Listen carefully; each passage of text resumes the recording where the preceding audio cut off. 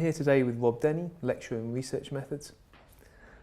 So Rob, in terms of thinking about your professional experience and your academic experience, what do you understand research to be?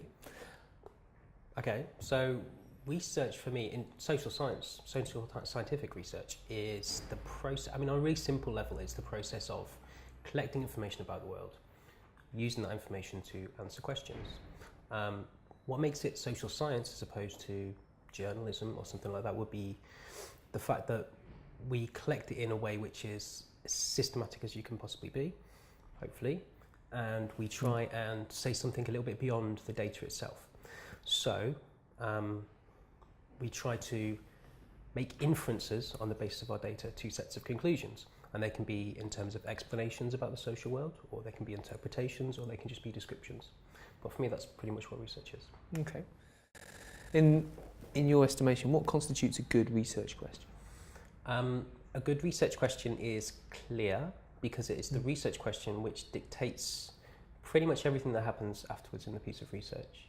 So it is on the basis of the research question that you develop keywords for your literature search.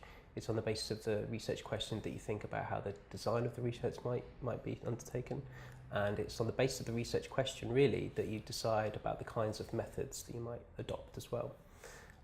So what the research question does is it also delineates a particular part of the social world that you're going to be interested in. So it carves off a slice that you might want to look at. And it allows you to focus in one particular area rather than trying to take in the full scope of everything that might be happening in the world. So a research question gives you that focus. Okay. And you mentioned there about a literature review. What's your, why do we do a literature review and what does it entail? So a literature review is the process of reading the literature in your area. Okay, and we do that because we want to know what kind of knowledge already exists. Because fundamentally that's what research is about. It's about the creation of knowledge, the production of knowledge, whatever that might mean. And a literature review discusses what literature exists in your area around your research question. It shows the main themes, it shows the main debates that you might be interested in. You will also in your literature review discuss the main concepts that might be operating in your area. And you'll use those to help develop a kind of framework for you to carry out your piece of research. It's going to, again, help shape and guide the process of your research afterwards. From a practical point of view for students undertaking dissertations or something like that, the literature review also shows that you have researched your field with insight. So you know your stuff, you've read all the main authors in that area, you've looked at the key debates and the key ideas, and you can convince someone that you know about this issue. So I think that's what the literature review does. Thinking about research projects in the round, to what extent would you say that good planning and good time management would be important to their successful conclusion? It's really important to plan your research because we all have to work within deadlines, and deadlines have a nasty habit of creeping up on you. And if we haven't thought through the process of how long each of the individual components of your piece of research is going to take, you could find yourself running out of time, and then you're rushing towards the end, and you're going to produce something which isn't going to be as good as it might otherwise be. The other issue is that often, especially with empirical research that involves primary data, you're going to be dealing with other people, and other people have competing priorities. You're not necessarily the most important thing that they're doing at that time, and so you have to negotiate access to those people, and you have to give them plenty of lead-in time, so that you can do it when it's useful for you to do it. And if you're running out of time, other people aren't necessarily going to be that interested or care that you're running out of time, so you can't pressure them to hurry up. So it just makes your life much easier if you plan it properly and manage your time properly and manage other people properly as well. So Rob, if you're conducting a piece of research, what are the sort of measures of success from your point of view? How do you know when it's a good piece of research? A good piece of research is one that you can be pretty confident that you've been systematic in the way that you've done it.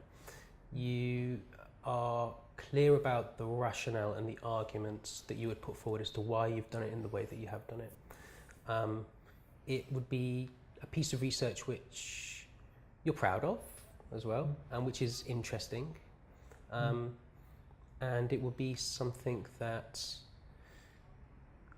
you're happy to stand behind. You know, so you've really put yourself into it. I think that's a good piece of research then. Okay. And thinking perhaps about your own experience, what marks out a good or research experience? Perhaps your best that you can point to in your career. Okay. I really like doing field work. I like doing field work a lot because it allows you to get out of the office or get out of the library and go and talk to people.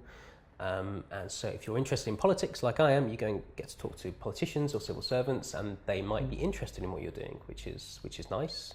And you go and talk to real people. And so it's good to get out of the office and do those kind of things. So for example, my PhD research, when I was doing the field work for that, was great because I got to talk to all sorts of really interesting people, and I thoroughly enjoyed that. And if you were thinking of talking to your younger self, what's the sort of one piece of advice you would give to your younger self in terms of your research? Manage your time better, I think. So make sure that you have thought through how long everything is going to take, because it will probably take a little bit longer than you initially thought, and make sure that you've left some contingencies for things not to go well, and so that you're not rushing and not trying to get it all sorted at the last minute. So deadlines have a habit of creeping up, and working right up until the deadline's not always ideal. So that'll be my tip. Okay, thank you very much. No problem.